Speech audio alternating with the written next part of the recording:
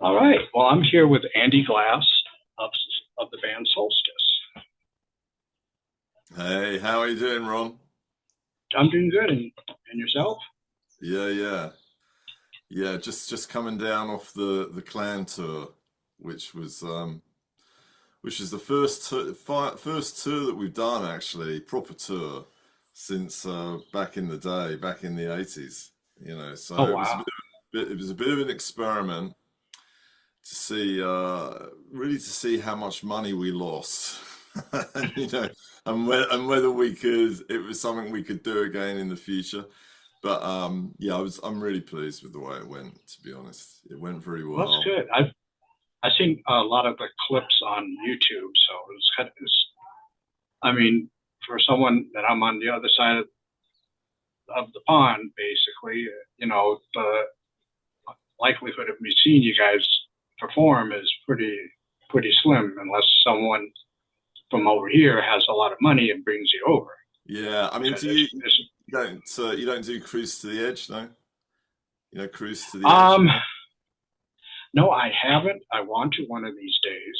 Want to Okay, be able. well, same here. We want to as well. So that might be a way over for us. And Yeah. the other one we're chasing is Progstock. Oh yes. Progstock. Yeah, yeah. So you never know. You never know. We'll keep Right. plugging away and see. Well, we were talking before I hit the record about the last three albums. I'll show people here. I mean, Oh, nice, man. You got them. You got them all. There we are. I do need to get your older ones too. Yeah, well, you know what? You can't really get them anymore. They sold out a long time ago, and so you can only really get them as digital downloads from our Bandcamp. But Okay. one of these days we might take a look at reissuing those as a series of reissues, But yeah, they've long since sold out, so it's really just these last three, and also the other one, which I don't have one to hand. Oh, I got the vinyl of it. This is this one, which is a live album from last year, which is out on Blu-ray and CD, Oh, which is a nice, really nice package actually. It has a yeah Blu-ray CD, and the it's record. It was recorded in 2023 when we played Cropredy Festival here in the UK, which is a big festival run by Fairport Convention, and it's a single stage and 20,000 people. So for us, wow. yeah, it was a big show, and happily we got a nice film of it and nice audio, and it's come out really well. And also that package includes a really nice documentary made by Sean Blake, who actually does the album covers, the three album covers you just showed. Oh Um, wow. and it's a yeah, and it kind of looks back at the history of the band, and the band now is it's kind of intended as a introduction to people who haven't heard of us, which is just about everybody. So it's a Well, nice product. I've heard of you guys before because I know you were around when IQ and Marillion and Pendragon, uh, 12th Night, when all those bands were, started. Yeah, So I think you all probably all started around the same time, give or take a couple years. that's right. So yeah, we started in 1980, and Marillion. I was actually in the band that kind of morphed into Marillion, um, and they were right at the forefront of that scene. So we were from the same town, Aylesbury in Buckinghamshire, over here in the UK. And when once we'd started and got going, they were well ahead of the curve. So they gave us lots of support shows, which was great.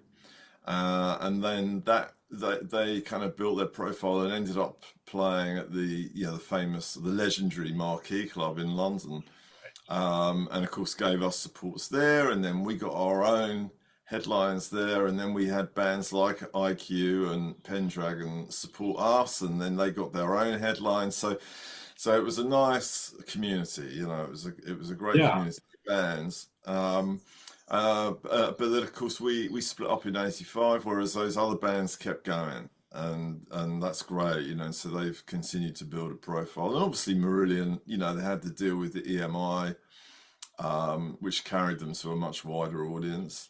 And they were also, you know, driven by Fish, you know, who was incredibly motivated and Yeah. kind of ruthlessly driven, actually, you know. Yes. That's So you know, so they did great. And of course, when he left, you know, Marillion kind of put together that whole kind of crowdfunder thing, you know, and they already had that yeah. wide audience, which they got on board, and man, they've done so well. In fact, I saw Steve Rothery just recently. We did a show, quite a big show here, and him and Stephen Wilson came along to the show, so I got to meet with Steve Rothery for the first time in many years, which was Oh, great. wow.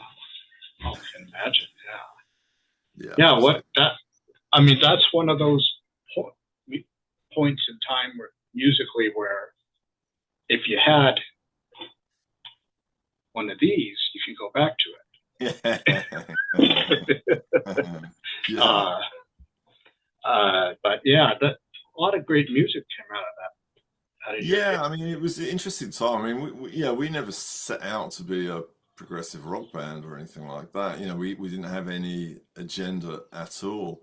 But it was we were very young, and so was the audience, and it couldn't have been less fashionable. You know, the music we were making back there was, as far as the media were concerned, was a joke. You know, and Yeah. they had to, in the end, they had to kind of pay attention to it because it was such a thriving, vibrant scene. So, you know, they had to get on board to some extent, but it was always very reluctantly, you know. But you know, Yeah. we didn't care. We just wanted to play music, you know. We weren't, and whereas obviously bands like Marillion and Palace and some of the others were, you know, they had goals which involved the music industry, you know, and trying to get Right. deals, and that was never on our menu, you know. We just weren't interested in all that. You know, we loved playing the kind of free festivals, and you know, we just wanted to play music, and it's kind of still like that now, really. Um, the difference now is that you know, everything changed with Shia in 2020 for a few reasons. I mean, one was that, you know, my kids are grown up, so I got a bit more time. Two is that it was lockdown and we had this golden opportunity to make an album. And three, and maybe most importantly, is that that's when Jess Holland joined the band. So, you know, and in Jess, I found you know, a real creative partner, you know, who really kind of brought a lot of ideas and enthusiasm and youthful energy, you know, to what we were doing. So those three things came together at that point, and now here I am talking to you and lots of other people, which is incredible. You know, I mean, that hasn't happened since 1985. I'm just curious. Your influences. Oh well, I mean, you know, the first band I ever saw live, I was brought up in a small, very small town in South Wales, and you know, not much was going on, and it was fairly close to Cardiff, which is the capital city of Wales. And a friend of mine, I was 14, my friend was probably 17 or something like that, and he said, "Oh, do you want to come to this gig?" You know. So, and I'd never seen live music really, so I was like, okay. And he took me, and the first band, so we went to this theatre in Cardiff, and the first band that came on were a band called Griffon. I don't know if you know Griffon, but Yes. Griffon are a UK band that kind of, they include lots of medieval instruments in their music, you know. And anyway, I was just completely blown away. You know, I just thought, wow, you know, how can anything be better than this? And then Yes came on. Yeah. You know, so that'll do it to you. You know, that changed my life. And so of course, you know, Yes has always been part of me really. But before that, I'd got into bands like Deep Purple, and Budgie, who were a Welsh band, fantastic Welsh band. I loved all through that time. I loved people like Steve Hillage and Carlos Santana, and away from guitar, well, and Joni Mitchell, who's just an incredible guitar player, but beautiful singer-songwriter, and Neil Young, and Yeah. all those people. John Martin, who's dead now, but was I loved all that stuff. So it was a mixture of stuff. But yeah, that was my first. That was probably the biggest impact anyone's ever had on me. As a 14-year-old to see Yes playing on the Relay tour. In 1975, it would have been. It was Wow. just bonkers. Yeah, I turned 75. Let's see. Yeah, I that'd was be the nine. big. I was 9. You were 9, okay, yeah, I but was too young 9. to go and see them. But yeah, yeah. So yeah, so it's a kind of a wide range of stuff, I guess. But and of course Pink Floyd. I can remember as a little kid listening to Dark Side of the Moon. In a candlelit garage. So, all that stuff. There was so much great music around then. I mean, so much innovative music in the 70s, early Oh 70s, yeah. mid 70s. Wow, what a time. But you say that, but there's so much great new music as well right now. Oh You know, yes. I mean, so much music. There's so much of it. It's kind of the difference is that yeah, it's kind of hard to navigate because there's so much of it. Back then you were kind of served a certain amount of music, through the media. There was hardly anything on TV. Now there's a million bands at your fingertips, and it's like, which one do I try? So, That's exactly it. I mean, I told a friend years ago. I said I remember a time in the early 2000s. A lot of people were saying, "Oh my God, I wish there would be more releases." And I told my friend recently. I said, "You remember that wish you had almost yeah, 25 years ago? It's yeah, it's coming true because it now is. there's, I mean, hundreds of bands every month. There's at least 100 new releases. I mean, and it's so hard to get everything. And I Sure, hate sure. and I hate cherry picking things, but I gotta, you know, unless I was a billionaire, I'd be able to buy anything that came out. But Yeah, then, well, yeah, but you never have the time to listen to it all. no, But no, you wouldn't. there's bands that I've zoned in on that I think are really exciting, kind of young bands. Have you heard Exploring Birdsong? Band called Exploring Birdsong. They're a UK band. No. There's a French band called Oddleaf I really like. Oh, So I interviewed them. okay, yeah. So there's great stuff out there. There's just all sorts, and but of course, equally, it makes it very difficult for the artist to cut through the noise, and to That's reach people. We're lucky in the sense that the prog audience is a huge international audience, and yes, I know that when a lot of those people when they hear if and when they hear Solstice, they're probably going to like it.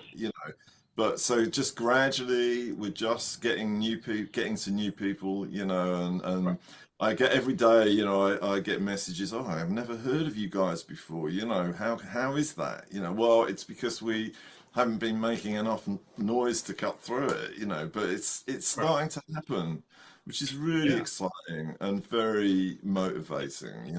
Well, So, especially with the new one. The new one, I've been listening to that almost nonstop. I have it. really, I made a put a in my USB port, put it in my car. I have one on, and then sometimes I listen to it on Spotify.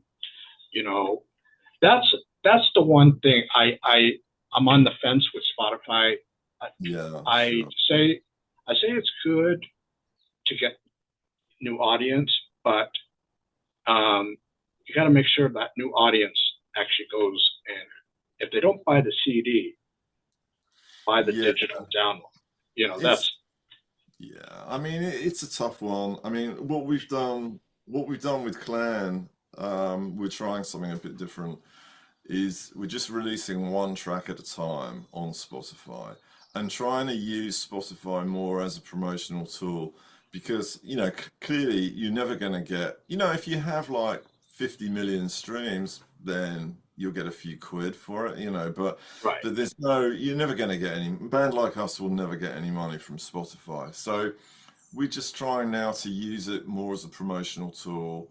And it certainly from our point of view, it definitely introduces us to new people, and some of those people will buy the record, and some of those Oh yeah, people will, and some of those people will come and see us live, and some of those people will talk about us, and then other people find out about us. So right. in that sense, Spotify is good.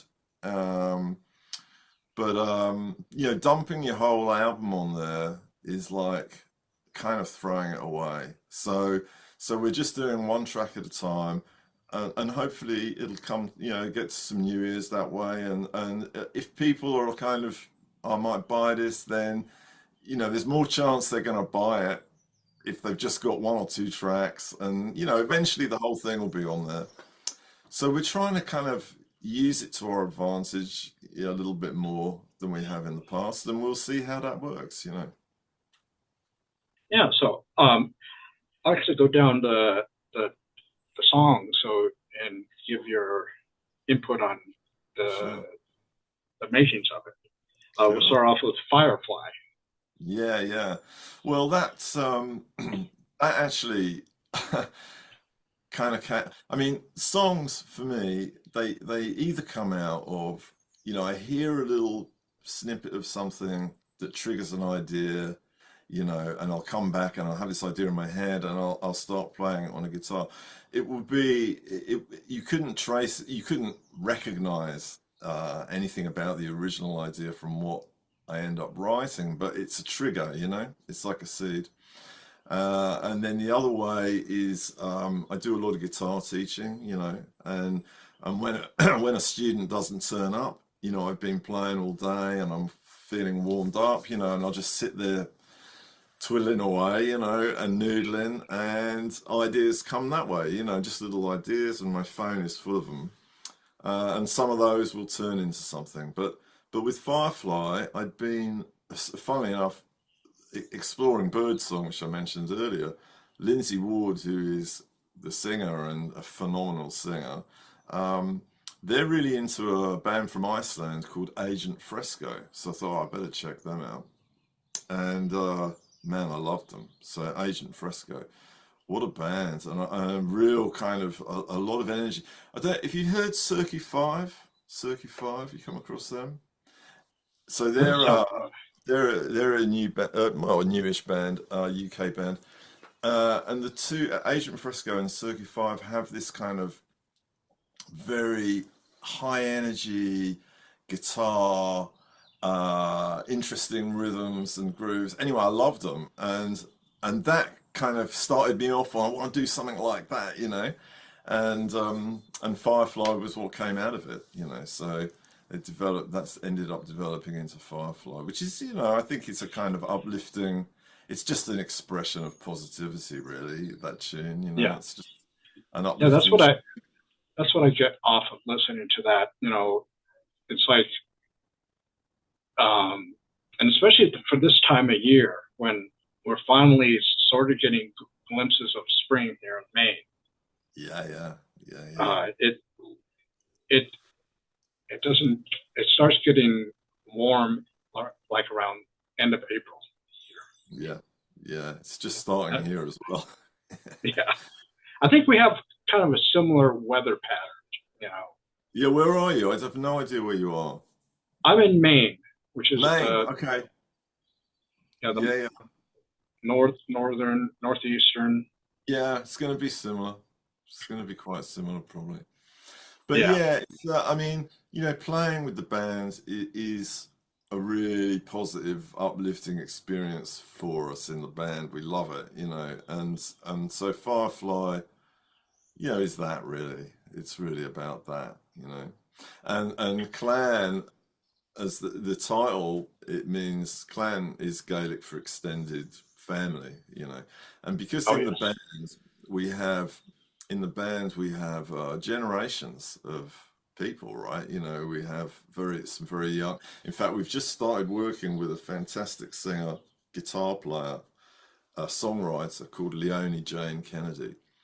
She did quite a big chunk of the tour with us, singing with Solstice and playing guitar with Solstice, but also supporting us as well. She's 24. She's 40 years younger than I am. So there's like so, and it actually makes it for a really nice dynamic in the band. You know what I'm saying? There's Right. like, I suppose I'm like the granddad. And then, Rob, the bass player, is virtually a generation younger than me, and then a couple of the singers are 2 generations younger than me. So anyway, so it has this kind of family feel. And of course, we have a really amazing kind of dedicated, small, hardcore audience. And by extension, they feel like part of the same family.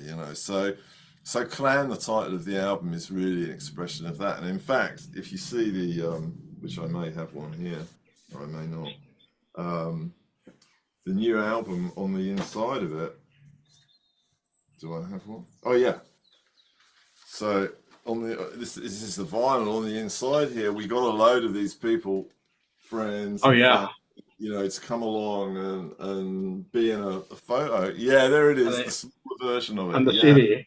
Yeah, on my Yeah, that's CD. And so that's what it's a celebration of that, really. The album as a whole. yeah. And then the next song, Life. Yeah, yeah, yeah. I mean, I don't know what people would make of the album because it finishes with Firefly, which is kind of progressive. It has that sort of proggy flavor to it, and the last track also, I think, has that about it. But the 3 tracks in the middle, and Life is the first of those. I thought, well, I don't know what people are going to make of this, because it's a different flavor. But I really love kind of Steely Dan, and I just like that. To me, Life has a sort of summery feel to it. And Yeah. it's and I just the main riff that it's written around.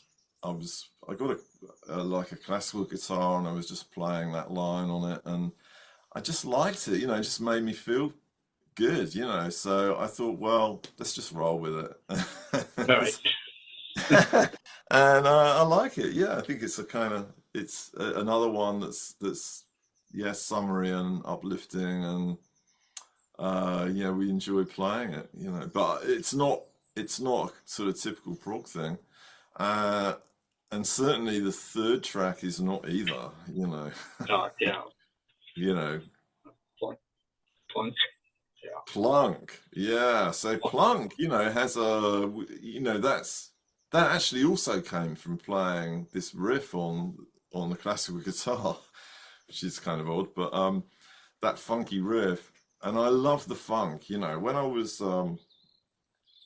back in the 80s, I had the opportunity to tour with Bill Withers as his guitar player, the Yeah. American soul singer. And he was the master of groove, of coming up with a little riff and just grooving out on it. And I learned a lot from that guy. And I think he was a big influence on me. So Plunk is that. It's actually, it's in a funny time signature, but it's just a simple riff that you just groove out on.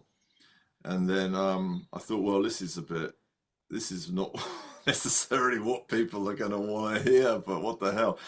And I thought this would be nice with a brass section on it. So we went for that Right. as well. We got some great brass players in, and they played on it.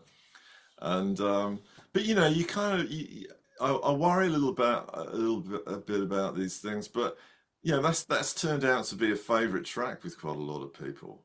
So I think of it as a bit of a prog sandwich, you know. It's got a kind of prog beginning and a prog end, and then there's all this other crazy stuff in the middle. But, you know, it seems to be But going you, down fine. but with a prog audience, for the most part, they're very open minded. So they Yeah, exactly. they would accept it, a lot quicker than an average listener. You know, It's very true. Yeah, I mean, prog is such a broad church, isn't it? You know, there's oh yeah. such a diversity of music in there. So yeah, and what you say is true, and it certainly bore that out, you know, because the reception to the album has just been incredible, actually. You know, it's really thrilling. Well, like I was saying, I've been listening to it pretty much nonstop. I have it in the car. You know, it That's doesn't take away from my driving, but it makes the drive a lot easier and more relaxed. And you nice, know, nice. And then so the next you got Frippa. Is that how Fripper, you pronounce it? yeah. So these are so Plunk and Fripper are just file names, you know, they're just what I just saved them as that because that was the first thing that came into my head, you know, because Plunk was kind of proggy but funky, which doesn't make Plunk, but anyway, that I didn't care because I was just saving it. And then Fripper, I started playing that riff in a break in teaching, and it just brought Robert Fripp to mind to me, you Right. know, you know that stuff. And so I just saved it as Fripper. Um, and as it turned out, you know, no one came up with a better suggestion for a title, so they ended up staying with those weird titles.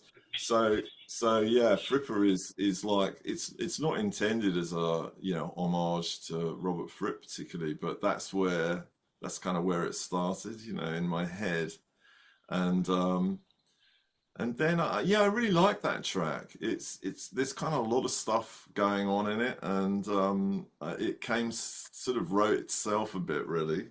Um, and lyrically, it's actually a really angry track, but you know, it's when you listen to it, it doesn't sound too sinister. That that's what I kind of like in songs. If they have like a darkness to it, but then the way it's presented, it's like all you know Easy butterflies to and listen to. it's Yeah, yeah, it's yeah. Yeah, it's like I don't like being kind of overt about because I find lyrics extremely hard to write for a start. The music it comes pretty easily, and lyrics is always the very last thing that I do, you know. So after the melody and the arrangement, everything's in place. It's then like, oh man, now I've got to think about the lyrics. What lyrics work for this? And they're normally dictated by because when I write the vocal melody, you know, I'm just singing nonsense. But actually, when you're singing nonsense, you're kind of making sounds that are musical in the context of the song. So when it comes to writing the lyrics, I'm kind of wanting to get that same musicality, but also have some meaning. And so it has some meaning to me, but you know, it's other people, it may mean different things to other people, and that's really good. You know, I want it to have space in it for people to interpret it how they wish, you know, so I don't want to be really overt and obvious about the subject matter, you know. But I can say that that particular one is quite dark, actually. and then we have Twin Peaks. Yeah.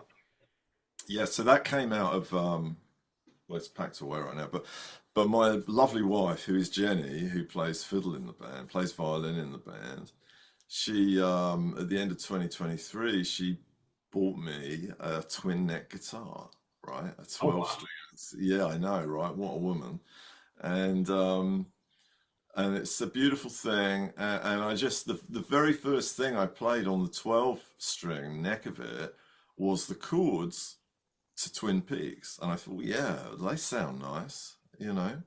So, and that's what evolved into that song. I mean, it's actually just a couple of chords really through the whole thing, you know.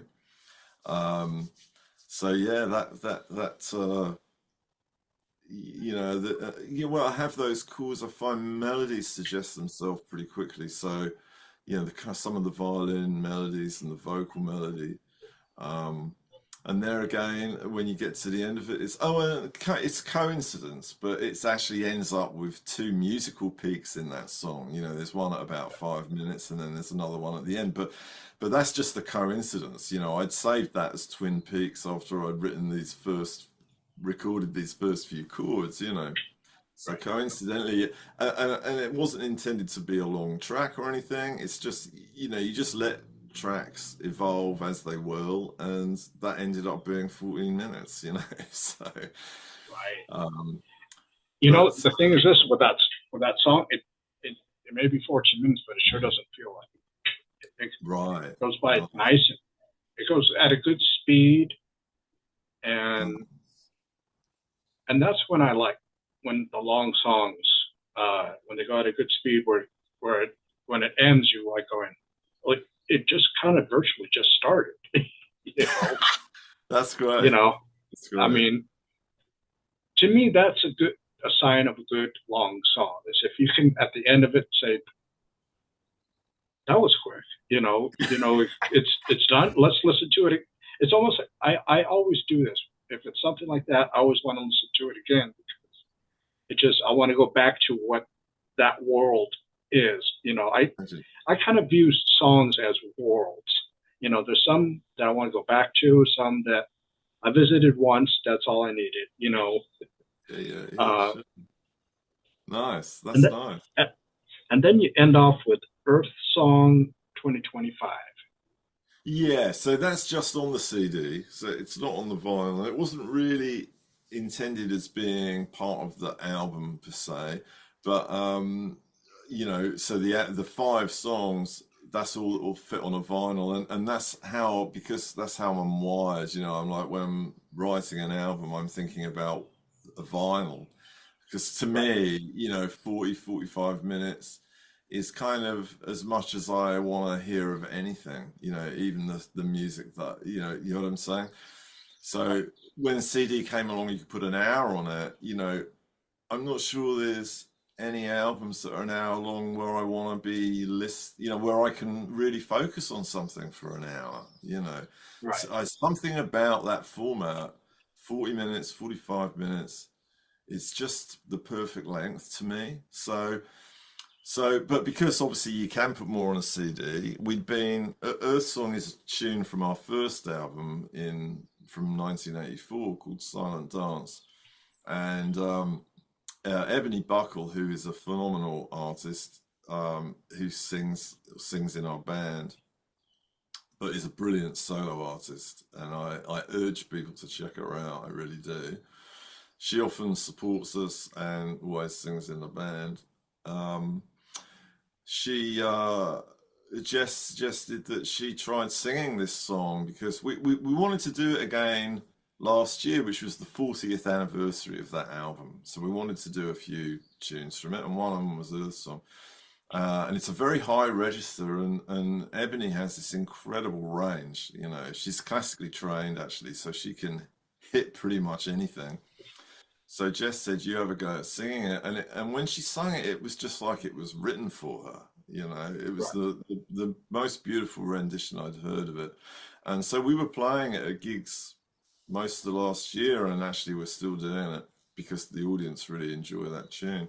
So I thought, well, it would be lovely to get a recording of her singing it. You know, so essentially, that is a kind of extra track, like a bonus track, if you like, Right. for the CD version of the album. And I'm really thrilled it's there because, you know, it's a nice song, but Ebony really inhabits it. You know, she loves singing it, and I love her version of it. So, yeah, it's nice. And it's a nice mellow thing to have, you know, at the end of Oh the yeah. album.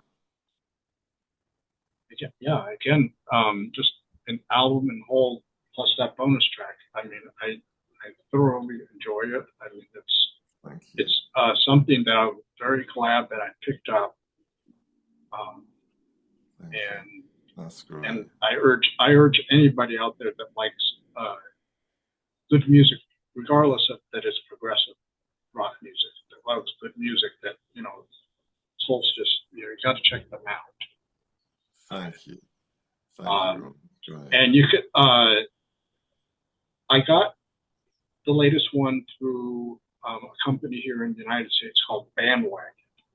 Oh I think it yeah, was yeah, yeah, through yeah, yeah. Bandwagon because I generally like to buy direct from the band, but the postage, unfortunately, Can't do it. You can't do it. it, But our label, we're working with a label at the moment, which is Prog Rock Essentials, and yes, they're based in Chicago, and Bandwagon is one of the distributors that they use. So it's fine. I mean, we still, we still get value from that directly to the band eventually, and right, so yeah, so it's great. Buying from them is great, and as and you also say. too buying if you're just one of those people that like digital. I mean, you go over to your Bandcamp and you get Yeah. the albums that way, and Yeah, well, and that does come straight to us. Then that's quite powerful yeah, for us, um, because it's exceptionally difficult, especially when you've got 8 people in the band and a sound engineer, which we always have. So there's 9 of us.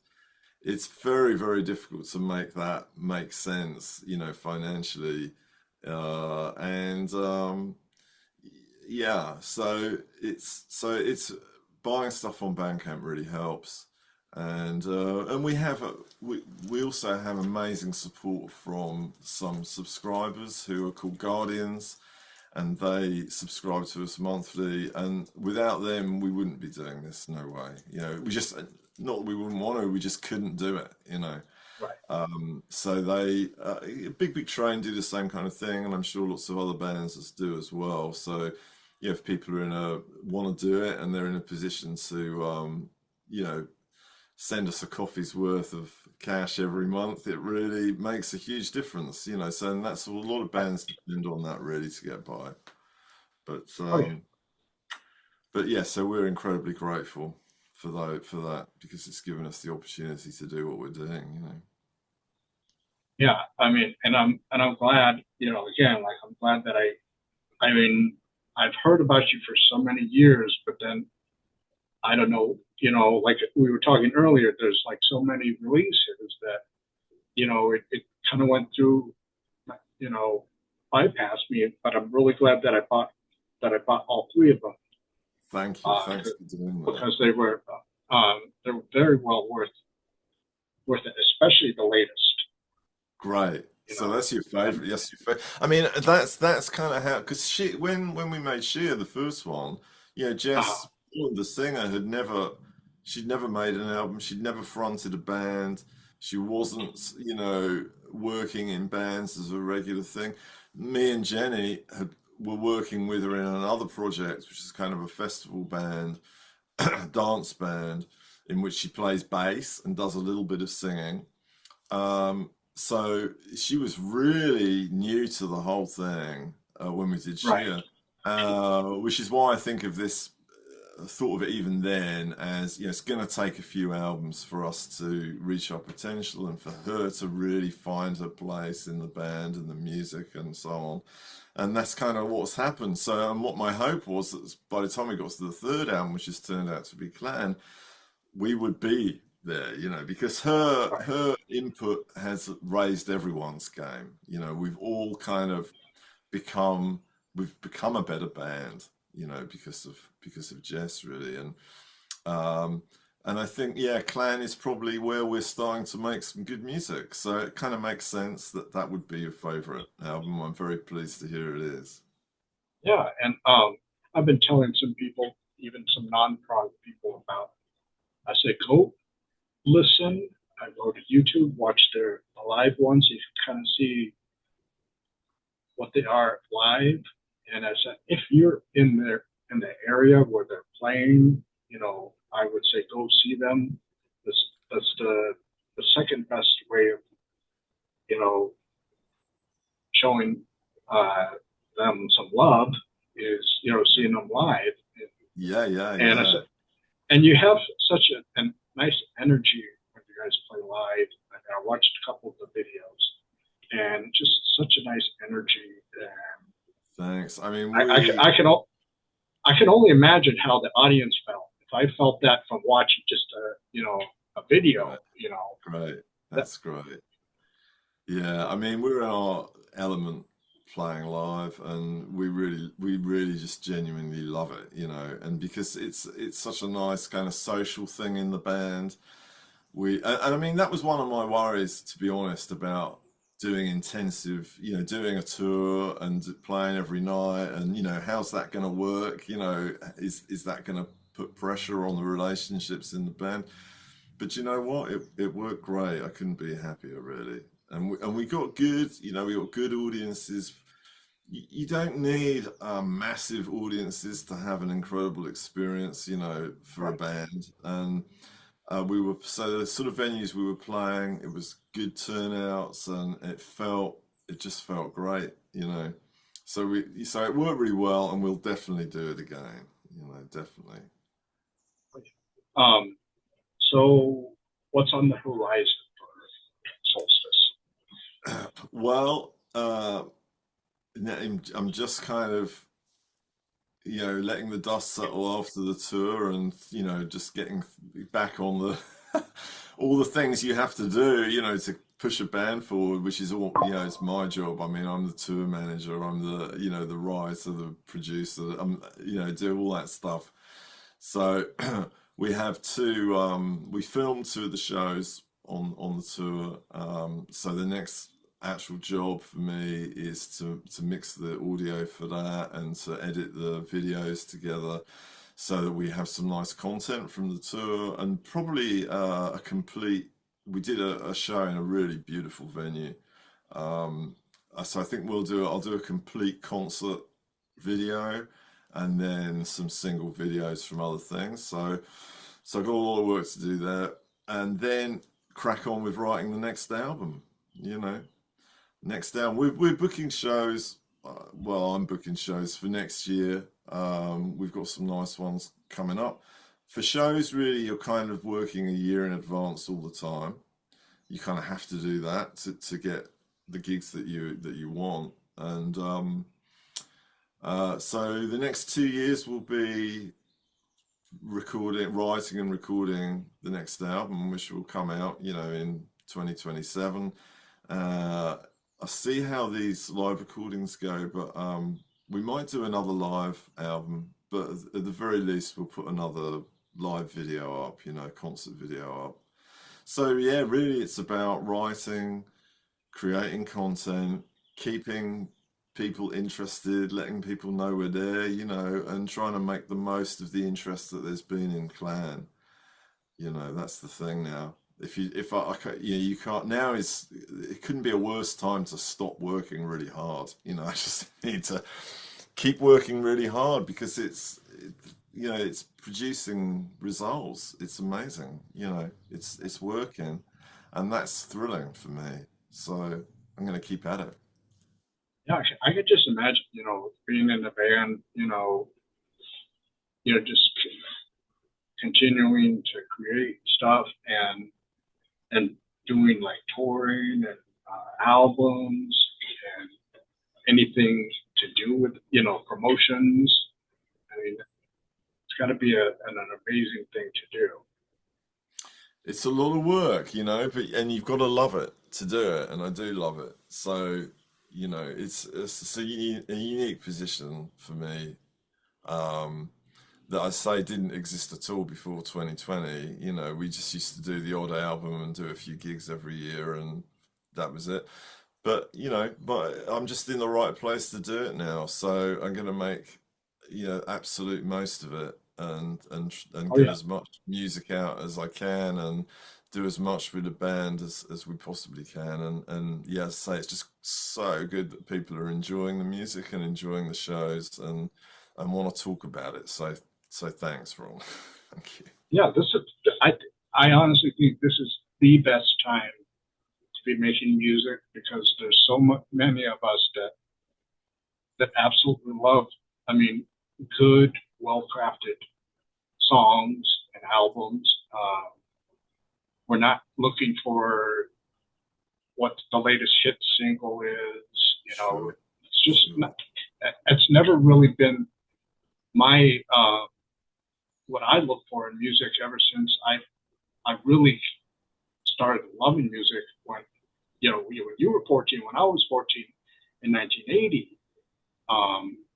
One of my friends at my birthday party gave me Rush, Permanent Waves. Wow, nice present. And at first I didn't understand why he gave it to me, but then when I listened to it and listened to it and listened to it, I was like, okay, I think he's trying to tell me something. And from then, it just been snowballing down, getting bigger and bigger, going down, as I like to call it, going down rabbit holes. You say, oh, well, if you like them, go.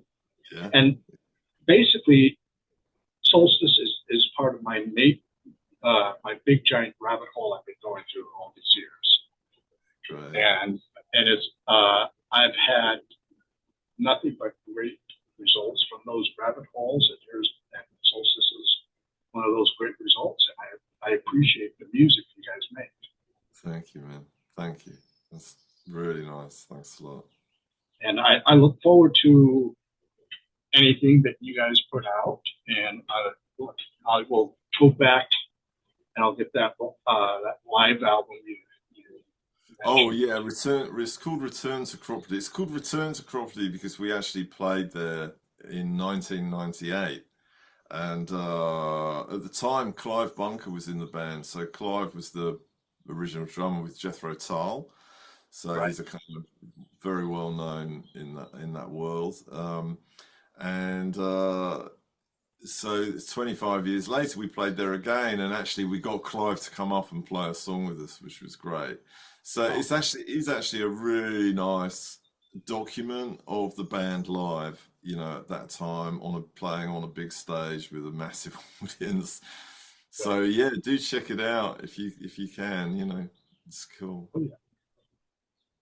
Great. Well, Andy, I appreciate you taking the time out of your Thursday to Absolute talk pleasure. with me. This will, by the time it airs, it'll be Saturday afternoon. Cool. Excellent. Well, happy All right. Saturday, people. Yes, and if you get, I'll show one last time. This is the latest one, Clann. Right. And I also implore you to get these two. If you got the budget, buy all three. Magic. The sheer trilogy, as it's now known. Yes. That's great. Lovely. Right. Thanks so much, Ron. All right. Thanks to you. And Okay. I'll talk with you soon. I hope so. Thanks a lot. You take care now. You too.